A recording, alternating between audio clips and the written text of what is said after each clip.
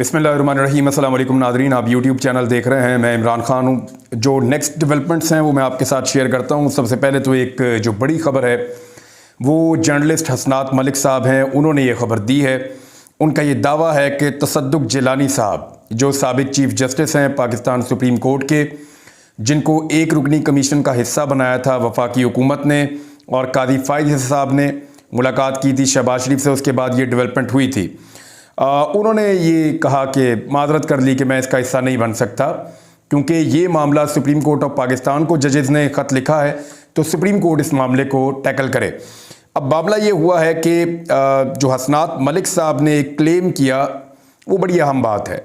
उन्होंने कहा, जो ख़बर उन्होंने दी है वो ये कह रही है कि तसद्दुक़ जिलानी साहब ने जो फुल कोर्ट की एक मीटिंग हुई थी उसके मिनट्स मांगे थे जो उन्हें नहीं दिए गए।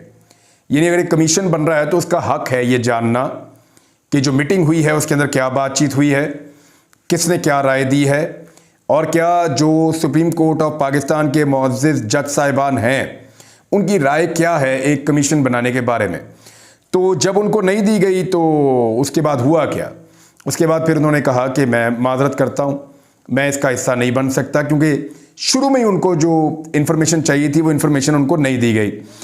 अब इसमें एक चीज़ और भी है कि इन मिनट्स को छुपाना क्या मकसूद था, या कोई नहीं चाहता था कि ये जो एक फुल कोर्ट की एक मीटिंग हुई है, तमाम जजेस बैठे हैं सुप्रीम कोर्ट ऑफ पाकिस्तान के, ये 14 जज साहिबान हैं, बेसिकली 2 ख़वातून जजेस हैं और जो 12 हैं वो मेल जजेस वहाँ पे सुप्रीम कोर्ट ऑफ पाकिस्तान में मौजूद हैं। चीफ जस्टिस कादी फ़ाइज़ साहब हैं, दूसरे नंबर पे जो हैं वो मंसूर अली शाह साहब हैं, तीसरे नंबर पे जस्टिस मुनीब अख्तर साहब हैं, फिर इसी तरह नीचे तमाम जजेस हैं।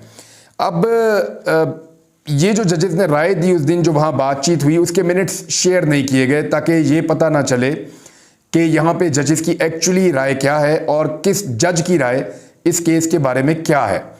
अब जब बनाया गया एक बेंच, जिसको लार्जर बेंच आप कहते हैं, और 7 जजेस को उसमें शामिल किया गया, बेसिकली 14 जजेस हैं, 7 को शामिल किया गया। होना तो ये चाहिए और ये डिमांड की जा रही है कि जो पूरा विजडम है सुप्रीम कोर्ट ऑफ पाकिस्तान का उसको इस्तेमाल किया जाए और 14 के 14 जजेस बैठें और इस मामले को टैकल करें। ये 2 पेशियों का मामला है टोटल। अगर सुप्रीम कोर्ट ऑफ पाकिस्तान इंसाफ करना चाहे और जो इस्लामाबाद हाई कोर्ट के 6 जजेस की शिकायत हैं उनका अजाला करना चाहे, तो 2 या 3 पेशियां मैक्सिमम 3-4 दिन के अंदर अगर नीयत के साथ सुप्रीम कोर्ट ऑफ पाकिस्तान इस मामले को हल करे तो पाकिस्तान में इस मामले को रिजॉल्व कर सकती है हमेशा के लिए। लेकिन अगर इसको लटकाना हो तो जितना मर्जी लटका दें, जितनी मर्जी तारीखें दें, जितना मर्जी लंबा इसको ले जाएं।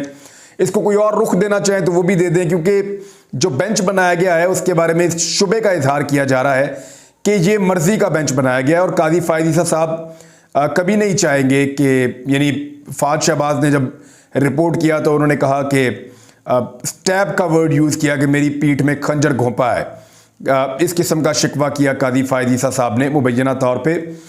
तो समझ आती है कि कादी साहब इस मामले में क्या चाहते हैं, और वो अपनी इंटेंट शो कर चुके हैं, अपनी जो नीयत है वो शो कर चुके हैं कि जिनके खिलाफ शिकायत थी कादी साहब उन्हीं को ये मसला दे चुके हैं पहले ही, और वो ये फैसला कर चुके हैं कि सुप्रीम कोर्ट ऑफ पाकिस्तान नहीं, ये शहबाज शरीफ साहब इस मसले को हल कर दें और वो कोई कमीशन बना दें और उसके ज़रिए से मसले को हल करें।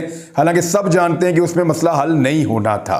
वकला ने कहा, सब ने कहा, 300 वकीलों ने तो ख़त लिख दिया, बाकी लोग भी ख़त लिखने की तैयारी कर रहे थे। एक बहुत बड़ा प्रेशर है जो कादी फ़ाइज़ साहब के ऊपर आया, और फिर जब जो कमीशन है वही मुकर गया तो उसके बाद फिर उनको बनाना पड़ गया एक बेंच, और ये 7 रुकनी बेंच है। ये बेंच ये रहेगा नहीं। जो मेरी अंडरस्टैंडिंग है और जो मेरी चंद लोगों से बात हुई उसके मुताबिक ये बेंच ये नहीं रहेगा, इसको आप याद रखिएगा। इस बेंच के अंदर तब्दीलियां होंगी। उसकी वजह यह है कि जब वकला आएंगे और यहाँ पे बातचीत शुरू होगी, आर्गूमेंट होंगे, तो सबसे पहले बेंच के ऊपर भी एतराज़ उठाया जा सकता है। कादी फ़ाइज़ साहब खुद एक जानिबदारी साबित कर चुके हैं, तो उनको इस बेंच का हिस्सा नहीं होना चाहिए। दूसरा, ये डिमांड भी किया जाएगा कि 14 के 14 जजेस को फिर इसके अंदर शामिल किया जाए, ताकि पूरे सुप्रीम कोर्ट की एक विजडम सामने आ जाए और पता चले कि एक्चुअली राय क्या होनी चाहिए अदलिया की आज़ादी और ख़ुद मुख्तारी के लिए। तमाम जजेस उसके ऊपर राय दें। ये एक स्टेटमेंट है आजम नज़ीर तारड़ साहब जो वज़ीर कानून है उनकी जानिब से। उन्होंने कहा कि अदलिया की आज़ादी और 6 जजेस के ख़त पर सियासत नहीं होनी चाहिए। अब सबसे ज़्यादा सियासत किसने की है इस मामले पे? आपको गुज़िश्ता साल मई याद है जब शारे दस्तूर पे पहुंच गए थे सियासी लीडरान PDM के, और उनकी उस वक्त हुकूमत भी थी वफाक में, और इन्होंने वहाँ पे जजेस के नाम ले लेके किस तरह की तौहीन की थी। इसमें क्या गलत है? ये तो कई दहाइयों से हम सुन रहे हैं, हमेशा से अदालत से ये रिलीफ लिया जाता है। नवाज शरीफ साहब पाकिस्तान वापस कैसे आए? वो तो मफरूर थे, उनके ऊपर केसेस थे, निज़ाम चल के उनके पास एयरपोर्ट गया। ये मिसाल किसी को याद नहीं है। नवाज शरीफ के बेटे दोनों मफरूर थे, वो वापस आए, कैसे आए? आपको याद है जब हुकूमत तब्दील हो रही थी, इमरान खान की हुकूमत को गिराया जा रहा था, तो पीपल्स पार्टी का एक MNA कत्ल के मुकदमे में मफरूर था और वो बैरून मुल्क से वापस आया। उसको पहले जमानत मिल गई थी, वो वापस आया और वापस आके फिर अदालत में बाद में पेश हुआ और आकर उसने वोट डाला इमरान खान के खिलाफ तहरीक एतमाद में। आपको याद होगा, अच्छी तरह याद होगा आपको।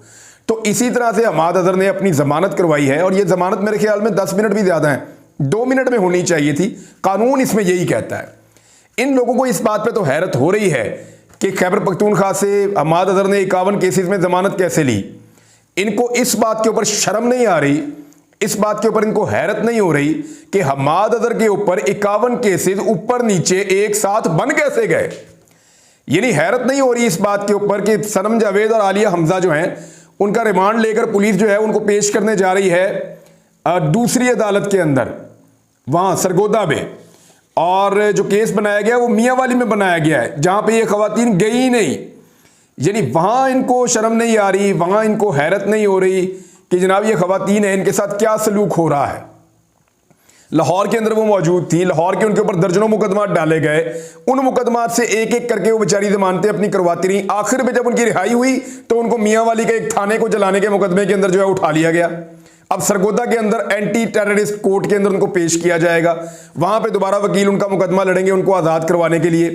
तो इस सिचुएशन के ऊपर किसी को हैरत नहीं हो रही।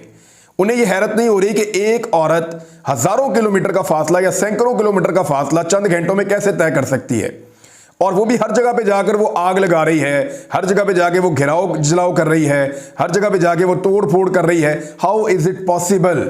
लाहौर में सैकड़ों किलोमीटर का उसको ट्रेवल करवा दिया और अब उसको मियां वाली पहुंचा दिया जिसका फासला ही कम से कम लाहौर से 5 घंटे का है, और उस थाने में पहुंचाया जो आगे से 1.5 घंटा और जाना पड़ता है। यानी 6-7 घंटे का ट्रेवल करके उसने जाके वहां भी तबाही फैला दी इन औरतों ने, सनम जावेद ने और आलिया हमजा ने।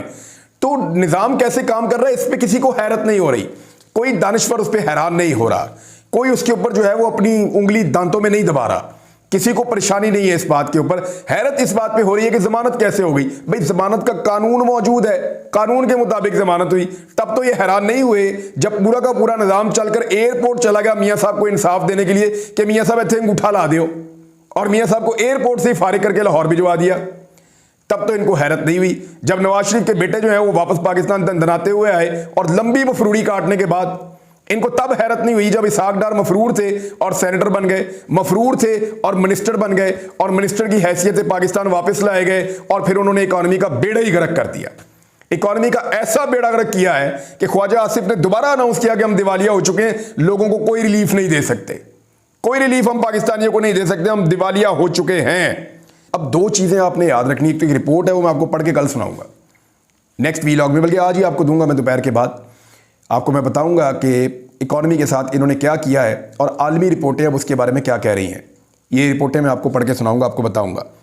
लेकिन इससे पहले आप ज़रा ये देख लें कि जमात इस्लामी और JUIF ये ऐलान कर चुके हैं ईद के बाद तहरीक चलाने का कि ये फार्म 47 पे बनने वाली हुकूमत को हम नहीं मानते। ये दोनों धांधली के खिलाफ निकलने वाले हैं।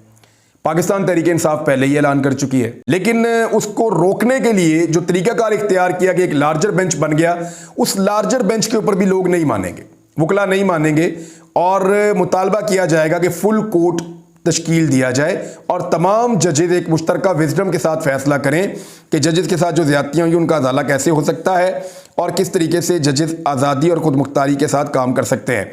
ये तो है बात कि वो निपटने की कोशिश कर रहे हैं जिन मामलात से, वो मज़ीद गंभीर होते चले जा रहे हैं। तो ईद के बाद की सियासत ज़्यादा अग्रेसिव होगी। इमरान खान साहब ने मुलाकात की अली अमीन गंडापुर से, उन्होंने बताया कि किस नौयत का एहतजाज चल रहा है। इमरान खान साहब का सारा फोकस इस बात पे है कि उनका चोरी हुआ मैंडेट उनको वापस मिल जाए। अभी उनको अपने केसेस की कोई परवाह नहीं है, अपनी आज़ादी की कोई परवाह नहीं है। ज़्यादा परवाह उन्हें इस बात की है कि जो मैंडेट उनका छीना गया है वो उनको वापस मिल जाए, और वो किसी डील के नतीजे में बाहर आना भी नहीं चाहते। साफ बात उनकी ये है। मोहसिन नकवी और पंजाब हुकूमत के अंदर ठनी हुई है, और मामला ये है कि आईजी इस्लामाबाद के लिए रस्साकशी हो रही है। इन्होंने लगा दिया था अली नासर रिजवी को आईजी पंजाब। पंजाब हुकूमत ने कहा हमने उसको छोड़ देनी, हमने देना ही नहीं। उधर इस्लामाबाद में 3 सीनियर ऑफिसर थे जो अली नासर रिजवी से सीनियर थे, उन्होंने भी छुट्टी ले ली। उन्होंने कहा जी हमने इनके नीचे काम ही नहीं करना। तो मोहसिन नकवी की और मुस्लिम लीग नून की हल्की हल्की किटपिट चल रही है। ये आने वाले दिनों में आपको पता चलेगा, लेकिन मोहसिन नकवी इस मामले में जीत जाएगा, क्योंकि शहबाज शरीफ साहब जो हैं वो किसी सूरत भी जो है वो अपनी पॉलिसी को तर्क नहीं करेंगे, और वो उसी तरह चलेंगे जैसे वो चलते हैं। इलेक्शन हार गए मियाँ साहब फिर नाराज़। मियाँ साहब के जितने ख़ास बंदे थे वो इलेक्शन हार गए, मियाँ नवाज शरीफ साहब फिर नाराज़ हो गए। वज़ीर आज़म क्यों नहीं बनाया मियाँ साहब को, रास्ता रोक दिया उसका, वो फिर नाराज़ हो गए। सादा अक्सरियत क्यों नहीं मिली मियाँ साहब को, मियाँ साहब फिर नाराज़ हो गए। पेट्रोल महंगा हो गया, PMLN कहती है, मियाँ साहब नाराज़ हो गए। गैस महंगी हो गई, मियाँ साहब फिर नाराज़ हो गए। बिजली महंगी हो गई, मियाँ साहब फिर नाराज़ हो गए। महंगाई में इजाफा हो गया, मियाँ साहब फिर, यानी ये बंदा बाहर से नाराज़ होने आया है। मियाँ साहब रुस के ही बैठे हुए हैं जब से आए हैं। मसला सिर्फ इतना है कि मियाँ साहब से पाकिस्तानी नाराज़ हो गए हैं, और पाकिस्तानियों की नाराज़गी अब किसी सूरत दूर नहीं हो रही। मियाँ साहब को हार तस्लीम करनी चाहिए, हुकूमत इमरान खान के हवाले करनी चाहिए, उनकी सीटें उनको वापस करनी चाहिए, और इज्जत के साथ अपनी सियासत के इख्तिताम की तरफ बढ़ना चाहिए। लेकिन ऐसा दिखाई नहीं दे रहा। 3.25 रुपये बिजली की कीमत मजीद बढ़ा दी है इन्होंने, और कितना बोझ डाला कौम पे, अगले वीलॉग में। अब तक के लिए इतने ही। अपना ख्याल रखिएगा, अपने इस चैनल का भी। अल्लाह हाफ़िज़।